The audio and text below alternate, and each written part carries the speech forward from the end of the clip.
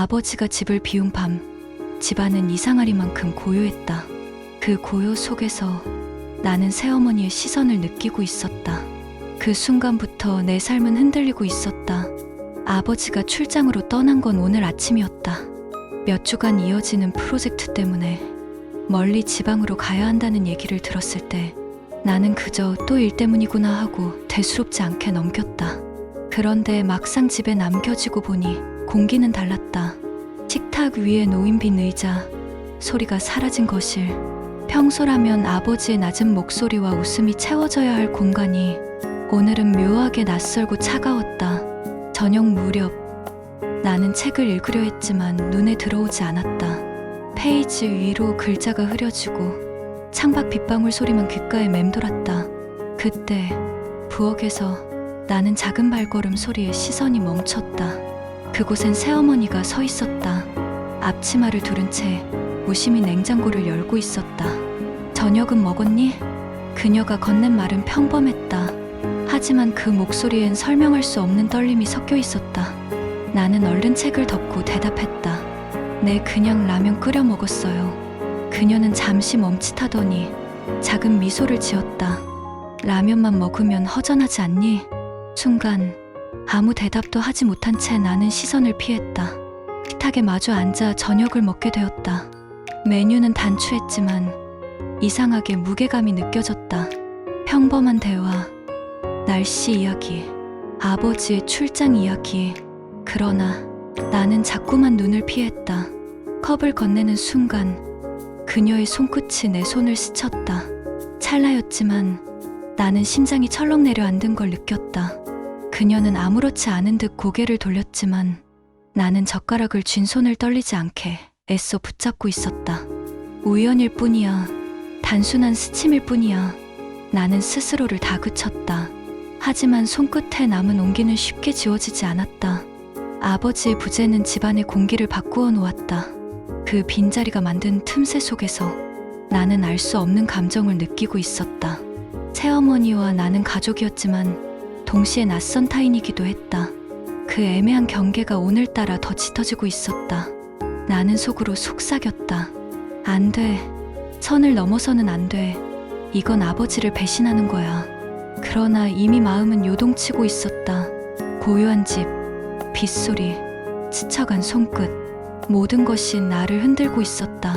밤은 점점 깊어갔다. 나는 방에 들어가 누웠지만 눈을 감을 수 없었다. 머릿속에는 새어머니의 흔들리던 눈빛, 식탁 위에서 스친 손끝이 반복적으로 떠올랐다. 창밖 빗소리가 더 크게 울려 퍼졌다. 나는 이불 속에서 두 손을 얼굴에 묻은 채 속삭였다. 아버지가 없는 집, 그 고요 속에서 무언가 시작되고 있었다. 평범한 대화였다. 하지만 스쳐간 손끝 하나, 오래 머문 시선 하나가 모든 걸 흔들고 있었다. 식탁에서의 저녁을 마치고 거실엔 잔잔한 정적이 흘렀다. 아버지가 없는 집은 평소보다 더 넓고 더 고요하게 느껴졌다. 텔레비전은 켜져 있었지만 화면 속소리는 귀에 들어오지 않았다. 나는 소파에 앉아 리모컨을 만지작거렸고 새어머니는 맞은편에 앉아 따뜻한 차를 마시고 있었다. 회사 생활은 어때? 그녀가 먼저 말을 꺼냈다. 목소리는 부드러웠지만 묘하게 진지하게 들렸다. 그냥 늘 똑같아요. 나는 짧게 대답했다. 대화는 단순했고 어쩌면 무의미했다. 그런데도 나는 이상하게 긴장되고 있었다. 그녀가 차를 건네려 손을 내밀었다. 나는 무심코 받아들였는데 순간 손끝이 겹쳤다. 뜨거운 차보다 그 짧은 스침이 더 강렬하게 느껴졌다. 나는 얼른 손을 거두며 말했다. 아, 죄송해요. 그녀는 미묘하게 웃으며 고개를 저었다. 아니야, 내가 부주의했네. 그 대화는 짧았지만 두 사람 사이에 설명할 수 없는 떨림을 남겼다. 나는 다시 텔레비전으로 시선을 돌렸지만 집중할 수 없었다. 화면 속 인물들이 무슨 말을 하고 있는지 전혀 들리지 않았다. 시선은 자꾸만 그녀를 향했다. 새어머니는 소파에 앉아 차잔을 두 손으로 감싼 채 창밖을 바라보고 있었다. 그 표정은 어딘가 쓸쓸해 보였다. 나는 그 얼굴에서 눈을 뗄 수 없었다. 순간 그녀가 고개를 돌려 나와 눈이 마주쳤다. 나는 얼른 시선을 피했지만 이미 늦었다. 심장이 쿵 하고 내려앉았다. 안 돼.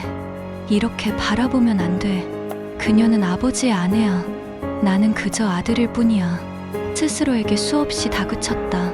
하지만 이상하게도 시선은 자꾸만 끌렸다. 아버지가 없는 빈자리가 만들어낸 틈새 속에서 나도 모르게 무너지고 있었다. 내 아버지가 출장 다녀오면 좋아하시겠지? 이번 프로젝트가 잘 끝나야 한다고 늘 말했거든. 그녀가 무심히 내뱉은 말, 나는 고개를 끄덕였다. 내 아버지가 워낙 일 욕심이 많으시니까요. 그리고 다시 침묵이 흘렀다. 겉보기엔 평범했지만 그 정적은 더 무겁고 불안하게 느껴졌다. 밤은 깊어가고 있었다. 나는 방으로 들어가기 전 거실에 앉아있는 그녀를 다시 바라보았다. 조용히 차를 마시는 모습, 창밖을 바라보는 눈빛. 겉으로는 평온했지만 그 속에는 알 수 없는 흔들림이 있었다. 나는 속으로 속삭였다. 우린 모른 척했지만 이미 경계는 흔들리고 있었다. 우린 끝까지 모른 척하려 했다. 하지만 폭우가 내리던 그날 밤, 감춰왔던 진실은 결국 촛불 앞에서 드러나고 말았다. 그날 저녁, 하늘은 갑자기 무너져 내리듯 빗줄기를 쏟아냈다. 창문을 두드리는 빗소리는 점점 거세졌고 천둥이 어둠을 찢으며 울려 퍼졌다. 나는 책상 앞에 앉아 책을 펼쳤지만 한 글자도 읽히지 않았다. 마음은 이미 거실에서 마주했던 그녀의 눈빛과 손끝의 떨림에 붙잡혀 있었다. 갑자기 퍽 소리와 함께 불이 꺼졌다. 집안은 암흑에 잠겼다. 나는 순간 놀라 자리에서 일어났다. 그녀의 목소리가 어둠 속에서 들려왔다. 괜찮니? 불이 나가버렸네. 내 제가 초 가져올게요. 나는 서둘러 서랍을 뒤져 작은 초 하나를 꺼내 불을 붙였다. 희미한 불빛이 거실을 비추자 그녀의 얼굴이 드러났다. 그림자에 가려진 눈빛은 흔들리고 있었고 그 속엔 알 수 없는 떨림이 숨어 있었다. 우리는 촛불 하나를 사이에 두고 마주 앉았다. 밖에서는 폭우가 창문을 때리고 있었고 집 안은 숨막히는 정적에 잠겨 있었다. 그녀가 낮게 말했다. 아버지가 출장 가신 뒤로 집이 너무 조용하지 않니? 나는 목이 바짝 마른 듯 대답했다. 네, 뭔가 낯설어요. 늘 있던 목소리가 없으니까요. 짧은 대화였지만 우리는 서로의 시선에서 눈을 떼지 못했다. 그녀가 내게 따뜻한 물이 담긴 컵을 건넸다. 나는 손을 뻗었고 손끝이 그녀의 손등과 겹쳤다. 이번엔 누구도 손을 거두지 않았다. 순간 시간이 멈춘 듯했다.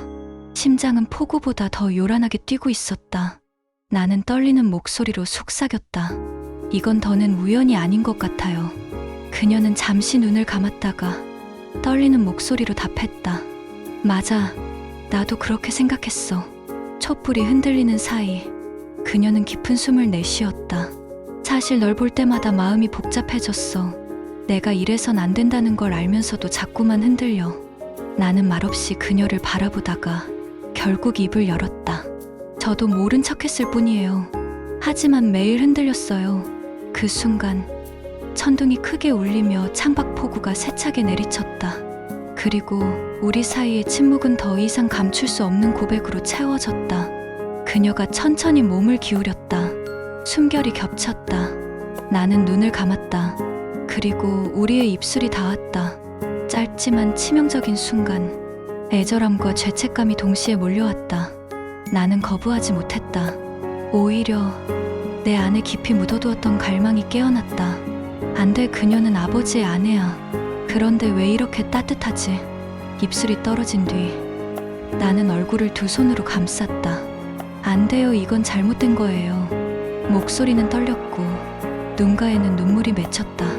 그녀는 숨을 몰아쉬며 고개를 저었다. 알아, 그런데 이미 늦었어. 너를 보고 있으면 멈출 수가 없어. 그 말은 칼처럼 내 마음을 베었다. 나는 차갑게 떨리는 손끝을 꼭 쥐었다. 죄라는 걸 알면서도 이미 멈출 수 없었다. 창밖 폭우는 여전히 거세게 쏟아지고 있었다. 촛불은 흔들렸고 내 눈빛은 이미 무너져 있었다. 나는 속으로 속삭였다. 새어머니와 나, 아버지가 없는 집에서 시작된 고백은 결국 내 삶을 무너뜨리고 있었다. 우린 아무 일 없었던 것처럼 웃었다. 그러나 식탁 위의 손끝, 거실 속 눈빛, 부엌의 속삭임은 이미 균열이 깊어지고 있다는 걸 보여주고 있었다. 폭우와 촛불의 밤이 지나고 아침은 평온하게 찾아왔다. 부엌에는 따뜻한 햇살이 스며들었고 주전자는 차분히 끓고 있었다. 새어머니는 아무 일 없었다는 듯 미소를 지었다. 잘 잤니? 나는 잠시 머뭇거리다 대답했다. 네, 괜찮아요. 짧은 인사가 오갔을 뿐인데 가슴은 요동치고 있었다. 전날 밤의 떨림은 여전히 손끝에 남아 있었기 때문이다. 아침 식탁에서 우리는 마주 앉아 밥을 먹었다. 평범해야 하는 순간이었다. 그런데 반찬을 건네다 그녀의 손이 내 손등에 스쳤다. 짧은 순간 나는 젓가락을 떨어뜨릴 뻔했다. 괜찮아?